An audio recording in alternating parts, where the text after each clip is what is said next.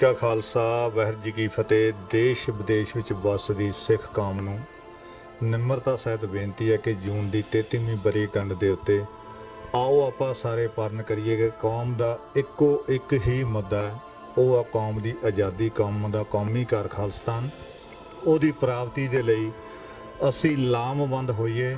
ਸਾਡਾ ਹੋਰ ਕੋਈ ਵੀ ਮਸਲਾ ਨਹੀਂ, ਕੋਈ ਵੀ ਮੁੱਦਾ ਨਹੀਂ, ਇੱਕੋ ਇੱਕ ਮੁੱਦਾ ਕੌਮ ਦੀ ਆਜ਼ਾਦੀ ਹੈ। ਸੋ ਉਹਦੇ ਉੱਤੇ ਅਸੀਂ ਪਰਨ ਕਰੀਏ। ਇਸ ਜੂਨ ਦੇ ਮਹੀਨੇ ਦੇ ਵਿੱਚ 33ਵੀਂ ਵਰ੍ਹੇਗੰਢ ਦੇ ਉੱਤੇ ਪਰਨ ਕਰੀਏ ਕਿ ਅਸੀਂ ਆਪਣੇ ਕੌਮੀ ਘਰ ਖਾਲਿਸਤਾਨ ਦੀ ਪ੍ਰਾਪਤੀ ਲਈ ਜੂਝਦੇ ਰਹਾਂਗੇ। ਵਾਹਿਗੁਰੂ ਜੀ ਕਾ ਖਾਲਸਾ, ਵਾਹਿਗੁਰੂ ਜੀ ਕੀ ਫਤਿਹ।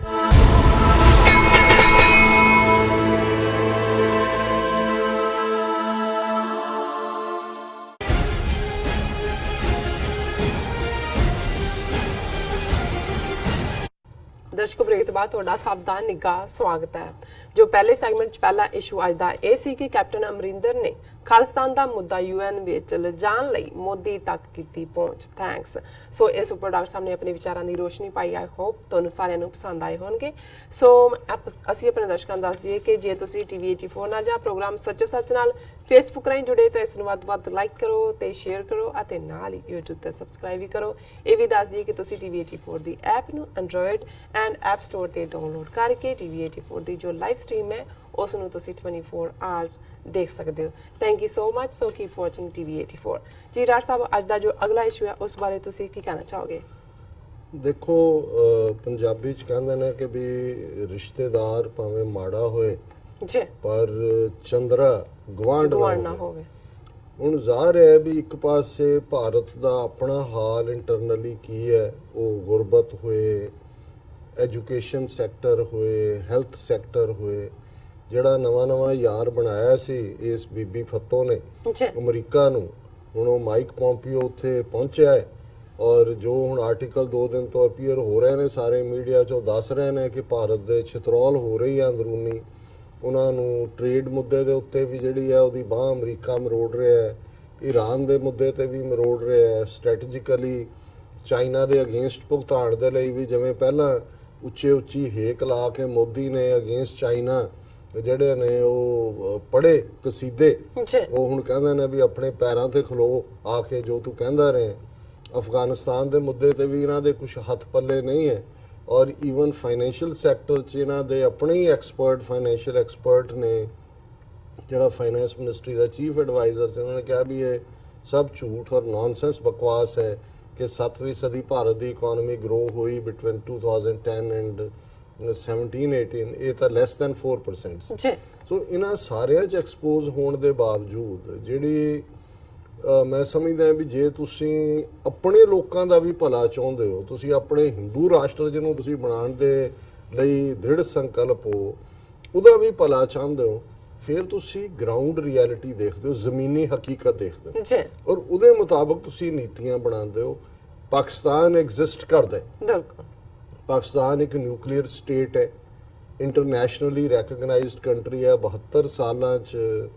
ਇਸ ਸਭ ਦੇ ਬਾਵਜੂਦ ਕਿ ਟਿਲ ਲਾ ਲਿਆ ਤੁਸੀਂ, ਪਾਣੀ ਉਹਦਾ ਬੰਦ ਕਰਕੇ 48 'ਚ ਇਮੀਡੀਏਟਲੀ, ਬਾਰ-ਬਾਰ ਜੰਗਾਂ ਦੇ ਥੱਲੇ ਝੋਕ ਕੇ ਵਿਦਿਨ ਪਾਕਿਸਤਾਨ ਜਿਹੜਾ ਉਹ ਰਾਹ ਦੀਆਂ ਐਕਟੀਵਿਟੀਜ਼, ਜਿਹੜਾ ਦਹਿਸ਼ਤਗਰਦੀ ਕਰਕੇ। ਪਰ ਇਹਨੂੰ ਹੁਣ ਜਿਵੇਂ ਮੈਨੂੰ ਯਾਦ ਹੈ ਵੀ ਗੁਰਬਖਸ਼ ਸਿੰਘ ਮੱਲੀ ਮੈਂਬਰ ਪਾਰਲੀਮੈਂਟ ਮੇਰੇ ਖਿਆਲ 3-4 ਟਰਮਸ ਰਹੇ ਕੈਨੇਡਾ 'ਚ, ਸਧਾਰਨ ਜਿਹਾ ਸਿੱਖੀ ਸਰੂਪ 'ਚ ਸੀ ਬਟ ਕੋਈ ਟੈਲੈਂਟਡ ਪਾਰਲੀਮੈਂਟੇਰੀਅਨ ਵਾਲਾ ਨਹੀਂ ਸੀ। ਔਰ ਇਹ ਜਸਟਿਨ ਟਰੂਡੋ ਜਿਹੜੇ ਪ੍ਰਾਈਮ ਮਿਨਿਸਟਰ ਨੇ, ਇਹਨਾਂ ਦਾ ਫਾਦਰ ਟਰੂਡੋ ਕੈਨੇਡਾ ਦਾ ਪ੍ਰਾਈਮ ਮਿਨਿਸਟਰ ਸੀ, ਸਿੱਖਾਂ ਨਾਲੋਂ ਪਿਆਰ ਕਰਦਾ ਸੀ। ਉਹਦੀ ਚਾਹਨਾ ਸੀ ਕਿ ਮੈਂ ਇੱਕ ਪੱਗ ਵਾਲਿਆਂ ਨੂੰ ਪਾਰਲੀਮੈਂਟ 'ਚ ਲੈ ਕੇ ਆਣਾ, ਸੋ ਉਹਨੇ ਗੁਰਬਖਸ਼ ਸਿੰਘ ਮੱਲੀ ਨੂੰ ਟਿਕਟ ਦਿੱਤੀ, ਬਣ ਗਿਆ। ਹੁਣ ਇਹਦੇ ਬਾਵਜੂਦ ਕਿ ਉਹਦੇ ਨਾਲੋਂ ਜ਼ਿਆਦਾ ਟੈਲੈਂਟਡ ਜਾਂ ਐਕਟਿਵ ਜਿਹੜੇ ਸਿੱਖ ਪੋਲੀਟੀਸ਼ੀਅਨ ਲਿਬਰਲ ਪਾਰਟੀ ਦੇ ਵਿੱਚ ਸੀ, ਸੋ ਵਿਦਨ ਮੈਂ ਨਾਂ ਨਹੀਂ ਲਵਾਂਗਾ, ਉਹਦੇ ਖਿਲਾਫ ਭੁਗਤਦੇ ਰਹੇ। ਇੱਕ ਵਾਰੀ ਭੁਗਤੇ, 2 ਵਾਰੀ ਭੁਗਤੇ, ਉਹ ਫਿਰ ਵੀ 2 ਟਰਮ ਜਿੱਤ ਗਿਆ। ਤੀਜੀ ਵਾਰੀ ਫਿਰ ਉਹ ਕਿਤੇ ਕੋਈ ਮੀਟਿੰਗ ਹੋਈ, ਉਹਨਾਂ ਦੇ ਨਾਲ ਇਕੱਠੇ, ਉਹਨਾਂ ਨੂੰ ਕਹਿੰਦਾ ਦੇਖੋ ਭਰਾਓ, ਮੱਲੀ ਕਹਿੰਦਾ ਮੈਂ ਕੋਈ ਕਾਬਲ ਤਾਂ ਨਹੀਂ ਹੈ ਕਿ ਮੈਂ MP, ਗੁਰੂ ਨੇ ਮੈਨੂੰ ਬਣਾਉਣਾ ਸੀ, ਗੁਰੂ ਨੇ ਮੈਨੂੰ ਮਾਣ ਦੇਣਾ ਸੀ, ਮੈਂ ਵੈਸੇ ਇਹਦੇ ਕੀ ਮੈਂ ਇਸ ਤੋਂ ਘੱਟ ਵੀ ਕਿਸੇ ਚੀਜ਼ ਦੇ ਕਾਬਲ ਨਹੀਂ, ਮੈਨੂੰ ਕੁਝ ਨਹੀਂ ਆਉਂਦਾ ਜਾਂਦਾ। ਤੁਸੀਂ ਇੱਕ ਵਾਰੀ ਟਿਲ ਲਾ ਲਿਆ ਕਿ ਮੈਂ ਨਾ ਬਣਾ, ਮੈਂ ਬਣ ਗਿਆ, ਗੁਰੂ ਨੇ ਬਣਾਤਾ। ਤੁਸੀਂ ਦੂਜੀ ਵਾਰੀ ਫੇਰ ਟਿਲ ਲਾ ਲਿਆ, ਮੈਂ ਫੇਰ ਬਣ ਗਿਆ। ਚਲੋ ਤੁਸੀਂ ਮੈਨੂੰ ਨਹੀਂ ਮੰਨਣਾ, ਗੁਰੂ ਦਾ ਭਾਣਾ ਹੀ ਮੰਨ ਲਓ। ਇਹ ਮੰਨ ਲਓ ਕਿ ਵੀ ਇਹਨੇ ਬਣਨਾ ਹੀ ਹੈ ਵੀ ਚਲੋ ਅਸੀਂ ਗੁਰੂ ਦਾ ਭਾਣਾ ਹੀ ਮਿੱਠਾ ਕਰਕੇ ਮੰਨ ਲੈਂਦੇ। ਸੋ ਮੈਂ ਉਹ ਪਾਕਿਸਤਾਨ ਦੇ ਕਾਰਨ ਦੇਖਦਾ ਵੀ 72 ਸਾਲ ਤੁਹਾਨੂੰ ਹੋ ਗਏ ਟਿੱਲ ਲਾਉਂਦੇ ਆ ਹਰ ਪਾਸਿਓਂ। ਹੁਣ ਜਿਹੜਾ ਆਪਣੇ ਭਗਵਾਨ ਰਾਮ ਦਾ ਕਈ ਮੰਨ ਲਓ ਕਿ ਜੋ ਵੀ ਤੁਸੀਂ ਮੰਨਦੇ ਹੋ, ਭਾਣਾ ਤੇ ਨਹੀਂ ਮੰਨਦੇ, ਤੁਸੀਂ ਕੁਝ ਹੋਰ ਹੀ ਮੰਨਦੇ ਹੋਵੋਗੇ, ਪਰ ਇਹੀ ਮੰਨ लो कि भी ये हमारी विधि है जी, बिल्कुल। हाँ, कि भी लिखा है सितारों में ऐसे लिखा है जी। अब क्या करें, ये बदबख्त हमारे साथ में आ गया, क्या करें, चंबड़ गया सन। लेकिन ना ये उस हकीकत ਨੂੰ ਮੰਨਣ ਨੂੰ ਤਿਆਰ ਨੇ ਜੀ, ਔਰ ਨਤੀਜੇ ਦੇ ਤੌਰ ਤੇ ਹਰ ਪਲੇਟਫਾਰਮ ਦੇ ਉੱਤੇ ਇਹਨਾਂ ਦਾ ਯਤਨ ਹੁੰਦਾ ਹੈ। ਔਰ ਮੈਂ ਸਮਝਦਾ ਕਈ ਵਾਰ ਕੁਦਰਤ ਕਿਸੇ ਐਸੇ ਬੰਦੇ ਨੂੰ ਲੈ ਆਉਂਦੀ ਹੈ ਜਿਹਦੇ ਨਾਲ ਤੁਸੀਂ ਆਪਣਾ ਪਿਛਲਾ ਭੁਲਾ ਕੇ ਵੀ ਗੁਨਾਹ ਤੁਸੀਂ ਅੱਗੇ ਗੱਲ ਤੋਰ ਸਕਦੇ ਹੋ। ਔਰ ਇਮਰਾਨ ਖਾਨ ਦੇ ਫਾਰਮ 'ਚ ਇਸ ਵੇਲੇ ਜਿਹੜਾ ਪਾਕਿਸਤਾਨ ਦੇ ਕੋਲ ਉਹ ਬੰਦਾ ਹੈ ਜਿਹੜਾ ਪਿੱਛੇ ਨੂੰ ਪਿੱਛੇ ਛੱਡ ਕੇ ਅੱਗੇ ਦੇਖਣਾ ਚਾਹੁੰਦਾ ਹੈ, ਜਿਹੜਾ ਕਹਿੰਦਾ ਵੀ ਮੁਸਤਕਬਲ ਦੀ ਗੱਲ ਕਰੀਏ। ਲੇਕਿਨ ਇਹ ਜਿਹੜੇ ਨੇ ਉਸ ਨਫ਼ਰਤ ਦੇ ਉਸ ਗੰਦੇ ਟੋਏ ਚੋਂ ਨਿਕਲਣਾ ਨਹੀਂ ਚਾਹੁੰਦੇ, ਨਹੀਂ ਨਿਕਲ ਰਹੇ। ਔਰ ਉਹਦਾ ਲੇਟੈਸਟ ਉਦਾਹਰਣ ਜਿਹੜੀ ਸਾਹਮਣੇ ਹੈ, ਇੱਕ ਬੜੀ ਵੱਡੀ ਜਿਹੜੀ ਫਾਈਨੈਂਸ਼ੀਅਲ ਟਾਸਕ ਫੋਰਸ ਵਾਂਗ ਇੱਕ ਬਾਡੀ ਹੈ, ਫਾਈਨੈਂਸ਼ੀਅਲ ਐਕਸ਼ਨ ਟਾਸਕ ਫੋਰਸ, ਇਹਨੂੰ FATF ਕਹਿੰਦੇ ਨੇ ਜੀ। ਇਸ ਦਾ ਹਾਲਾਂਕਿ ਇਸ ਦੇ ਵਿੱਚ ਚਾਈਨਾ ਵੀ ਦਾ ਹਿੱਸਾ ਹੈ, ਇੰਡੀਆ ਵੀ ਹਿੱਸਾ ਹੈ।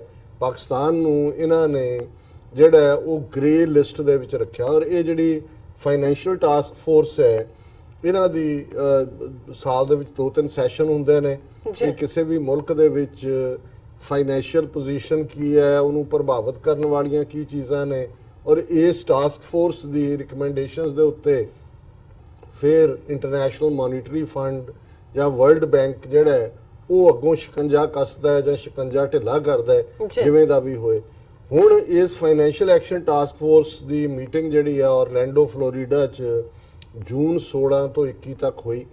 ਔਰ ਇਸ ਦੇ ਵਿੱਚ ਜ਼ਾਹਰ ਹੈ ਭਾਰਤ ਨੇ ਪੂਰਾ ਟਿੱਲ ਲਾਇਆ, ਕਿਉਂਕਿ ਇਸ ਤੋਂ ਪਹਿਲਾਂ ਅਕਤੂਬਰ 2019 ਦੇ ਵਿੱਚ ਹੁਣ ਇਹਨਾਂ ਦਾ ਫਾਈਨਲ ਮੀਟਿੰਗ ਹੋਣੀ ਹੈ।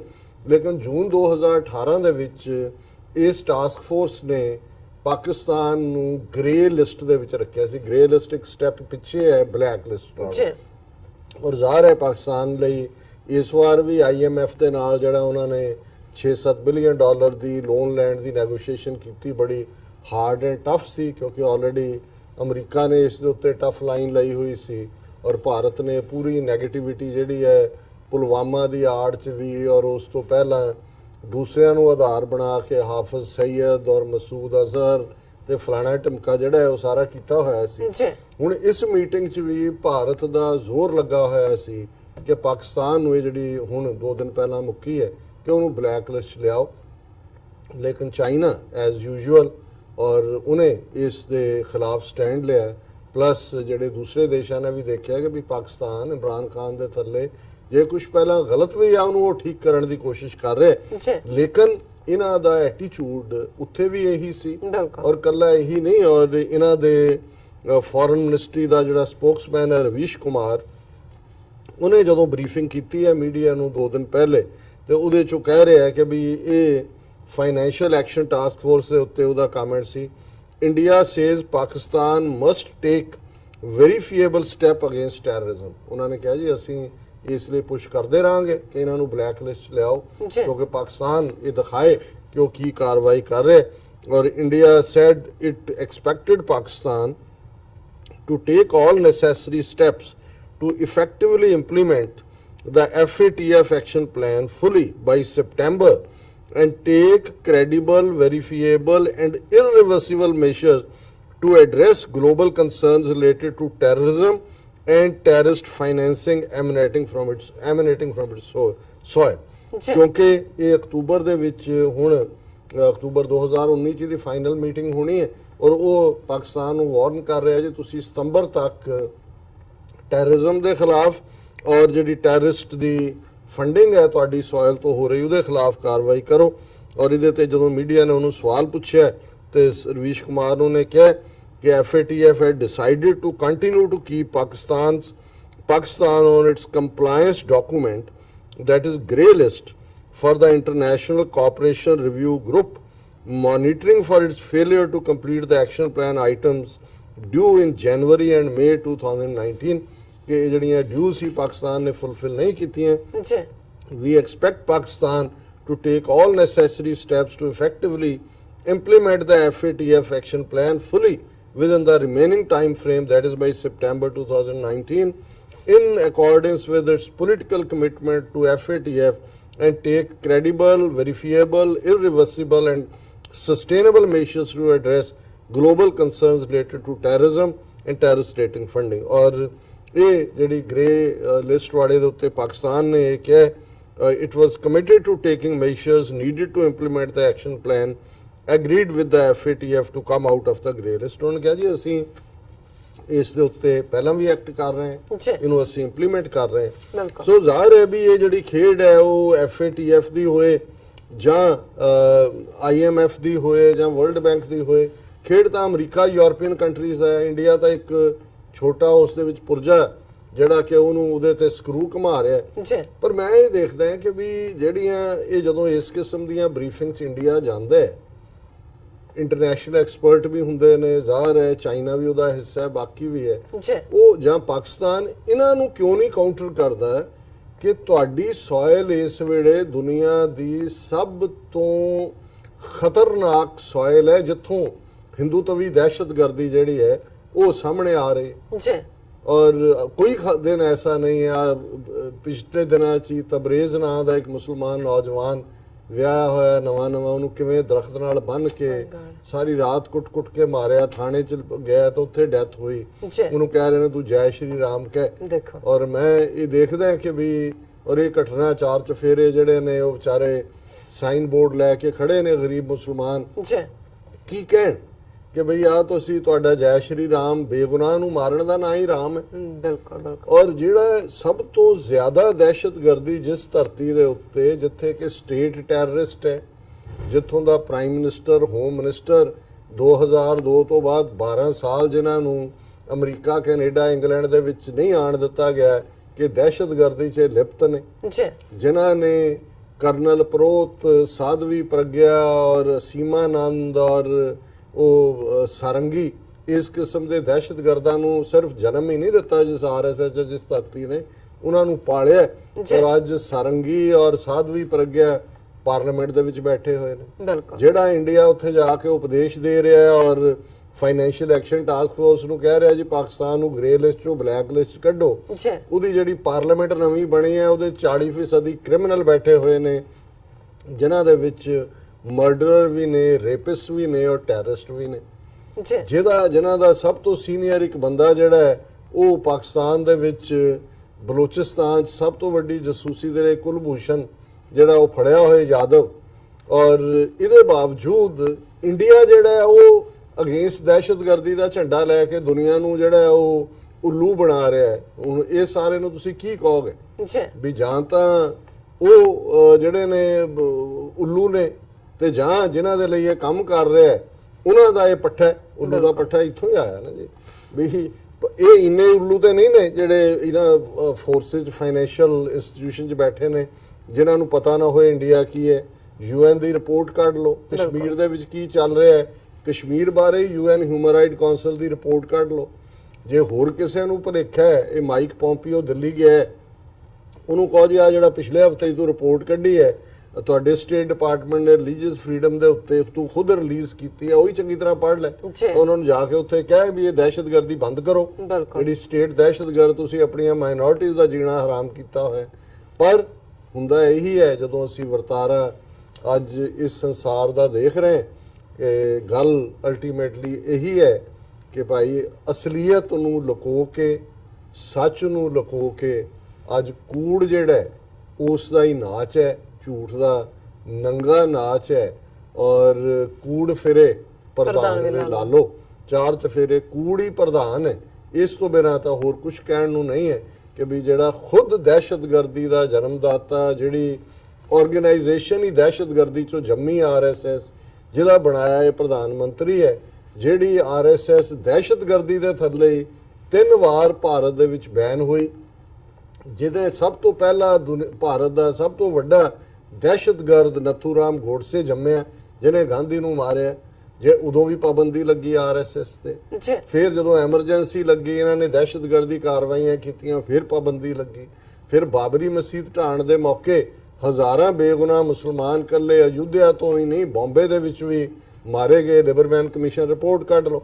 ਸੋ ਇੰਨੀ ਵੱਡੀ ਦਹਿਸ਼ਤਗਰਦੀ ਦੀ ਉਹ ਸਰਜ਼ਮੀਨ ਜਿਹੜੀ ਹੈ ਉਹ ਲੌਬੀ ਕਰ ਰਹੀ ਆ ਆ ਕੇ ਫਾਈਨੈਂਸ਼ੀਅਲ ਇੰਸਟੀਟਿਊਸ਼ਨਸ ਦੇ ਵਿੱਚ ਕਿ ਜੀ ਇਹ ਪਾਕਿਸਤਾਨ ਨੂੰ ਤੁਸੀਂ ਬਲੈਕ ਲਿਸਟ ਦੇ ਵਿੱਚ ਲਿਆਓ।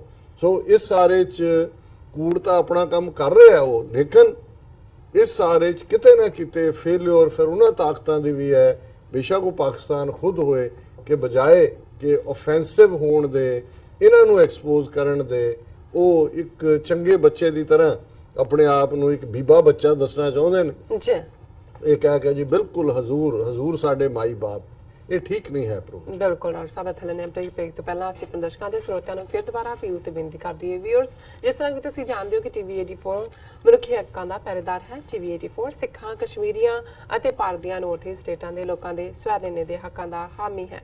ਅਸੀਂ ਚਾਹਾਂਗੇ ਕਿ ਤੁਸੀਂ ਟੀਵੀ 84 ਦੀ ਵੱਧ ਤੋਂ ਵੱਧ ਮਾਈਕ ਸਹਾਇਤਾ ਕਰੋ। ਤੁਸੀਂ ਆਪਣੀ ਮਾਈਕ ਸਹਾਇਤਾ ਸਾਡੀ ਵੈਬਸਾਈਟ tv84.tv ਤੇ ਜਾ ਕੇ ਪੇਪਲ ਦੀ ਵਰਤੋਂ ਕਰਕੇ ਵਨ ਟਾਈਮ ਡੋਨੇਟ ਕਰ ਸਕਦੇ ਹੋ, ਮੰਥਲੀ ਡੋਨੇਟ ਵੀ ਕਰ ਸਕਦੇ ਹੋ। ਤੁਸੀਂ ਟੀਵੀ 84 ਦੇ ਨਾਮ ਤੇ ਚੈੱਕ ਬਣਾ ਕੇ ਸਾਨੂੰ ਮੇਲ ਵੀ ਕਰ ਸਕਦੇ ਹੋ ਸਾਡੇ ਇਸ ਪਤੇ ਤੇ 36-01 37th Avenue, Long Island City, New York